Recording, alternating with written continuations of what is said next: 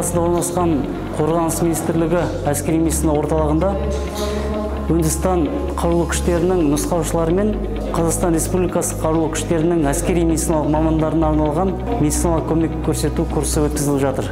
Үндістан қарулы күштерінің әскери медициналық нұсқаушылары негізгі теориялық және тәжірибелік икемдерін арттыру бойынша сабақ өткізді.